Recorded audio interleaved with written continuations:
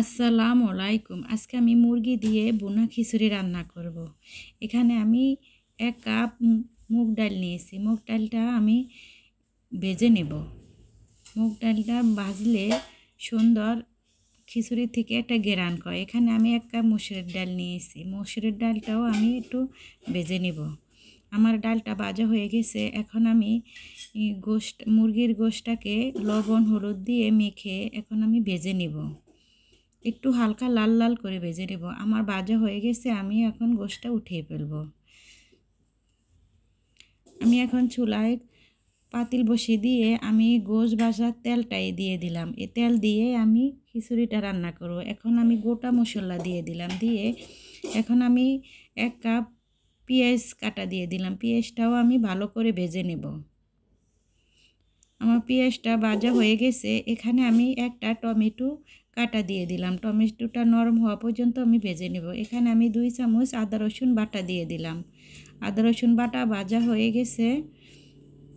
এখানে আমি স্বাদমতো লবণ, ২ চামচ হলুদের গুঁড়া, ২ চামচ মরিচের গুঁড়া, ২ চামচ জিরার গুঁড়া, ২ চামচ গরম মশলার গুঁড়া, ২ চামচ জিরার গুঁড়া দিয়ে আমি মশলাটাকে ভালো করে কষিয়ে নেব। কষানোর জন্য আমি একটু পানি দিয়ে দিলাম। এখানে ৬-৭টা কাঁচামরিচ ফালি করে দিলাম।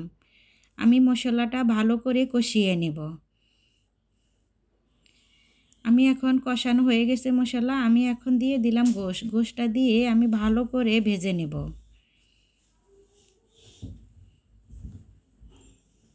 মশলাটা যত কষাবেন, যত ভাজবেন, ওতেই তরকারির টেস্ট হয়।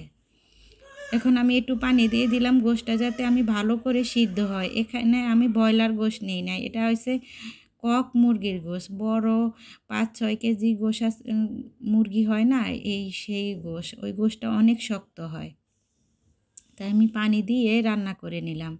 আমি এখন গোশটা উঠিয়ে নেব। আমার গোশটা উঠানো হয়ে গেছে। আমি ঝোলের সাথে পোলাও চাল আর ডাল একসাথে ভেজে নেব।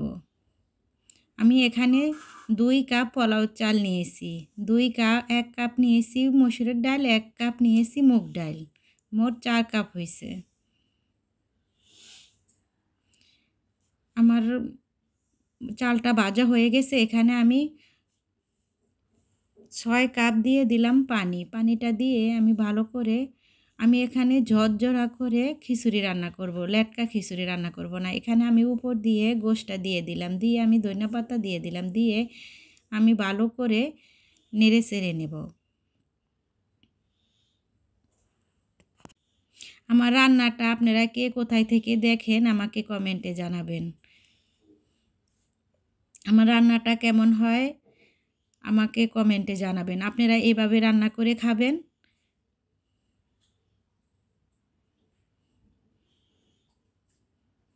আমার রান্নাটা এখানেই শেষ করলাম। আল্লাহ হাফেজ। আসসালামু আলাইকুম।